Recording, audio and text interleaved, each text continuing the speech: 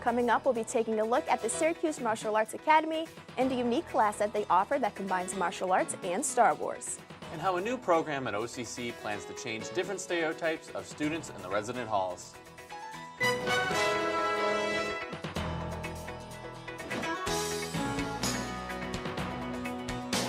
Now, from the EMC studio at Onondaga Community College, this is ONTV Update. Welcome to ONTV Update. It's Tuesday, December 18th. I'm Sydney Orr. And I'm Joel Carlino. Today we're talking about journalist and editor at Syracuse Women Magazine, Lorna Apetesano. She devotes a good chunk of her life to local nonprofits in Syracuse. One that she gives a good portion of her time to is Cystic Fibrosis Foundation. After this year's Extreme Hike fundraiser hosted by the Central New York chapter, Lorna sees a future working with the organization. I would love it if in a few years we didn't have to do this anymore because, like I said, we are so close to finding a cure. We just need to keep going forward until CF means cure found. Until then, Lorna will keep hiking and raising money to raise awareness and fight CF. People have dreamed of dueling with lightsabers since the debut of Star Wars in 1977. ONTV Updates Brandon McCaslin shows us one local martial arts school that is turning that dream into a reality. A group of students at the Syracuse Martial Arts Academy call themselves the Gathering of Sabers. Sifu Anthony Iglesias teaches his students lightsaber combat based on real-world martial arts techniques. We teach from a Chinese Kung Fu point of view. So the Wing Chun, the Wushu, the Shaolin, you're learning stuff that actually comes from real Kung Fu, as well as Filipino martial arts, Kali Eskrima and so on. For students like Theo Renaud Curtulis, TGOS is about more than combat or a love of Star Wars. So I really just needed a place where I could work with other people trying to learn the same things I was. A good place where I could spar with other people, because a lot of my friends went away to college and I didn't really have anybody to spar or train with, and now that I got these guys, it's like having a good family. In the Gathering of the Sabers, the lightsabers can hurt, so things like a fencing mask and gloves are required. From Shoppingtown Mall, I'm Brendan McCaslin with ONTV Update.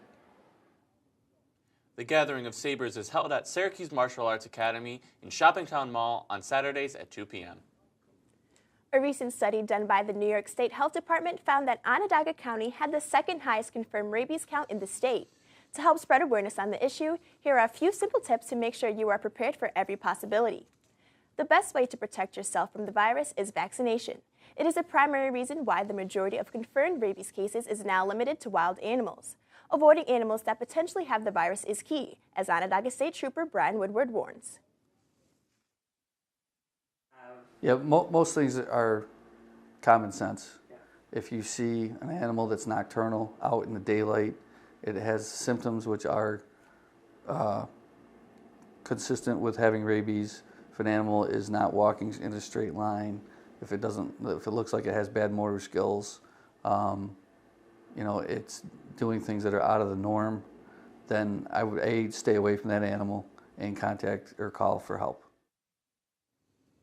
If you see or suspect a case of rabies, stay away and call 911 immediately. Or if you have any more questions on how to protect yourself from the virus, please call the Onondaga County Public Health Department at 315-452-3252. In a time in our country when tensions are high, the Harmonic Collective Men's Barbershop Course looks to bring people together. Let's go to the village of Liverpool to see how they use what they know best, music, to achieve that. With our country divided and Republicans and Democrats fighting every day, it's hard to find unity. The Harmonic Collective Men's Course looks to bring people together using the power of barbershop music. The group was started by Sky Harris, the course teacher at Liverpool High School in Chestnut Middle School. Started taking my students to some youth barbershop camps that were being run in the area, and they sort of got hooked on it that way of actually getting to do it themselves. And then, one thing sort of led to another of wanting to get a youth chorus started.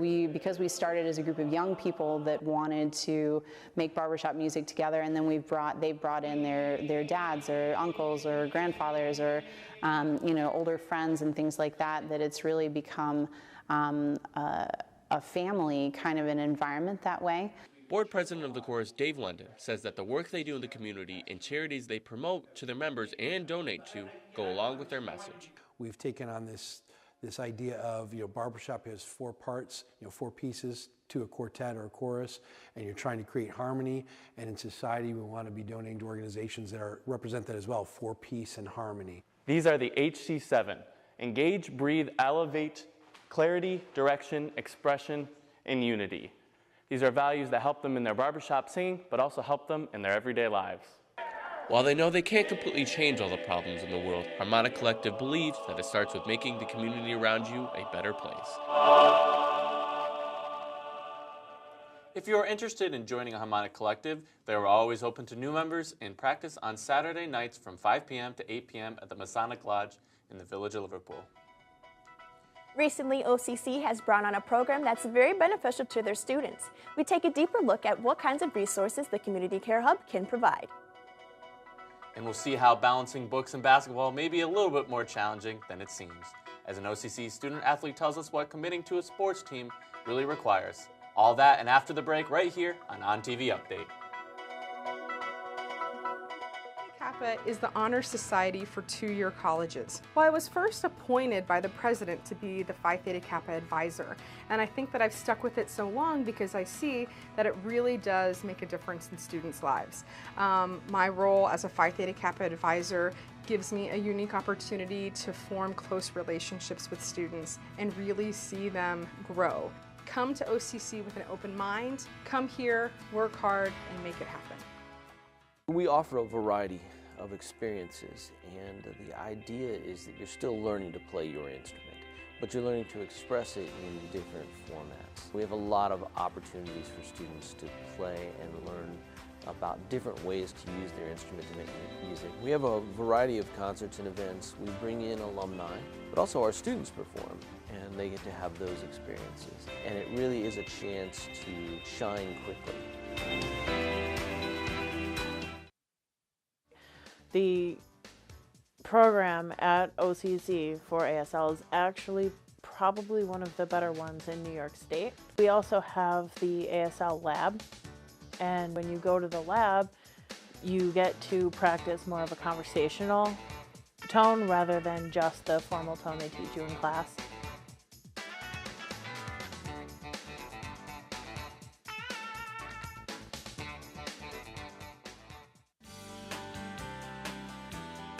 My favorite class to teach is probably the writing scripts. I enjoy working with students on creative writing, and though I enjoy all the classes that I teach, to be honest, there's an energy that creative endeavors like writing scripts allows you to have. That energy just kind of bubbles through the whole term, and so it makes it a lot of fun.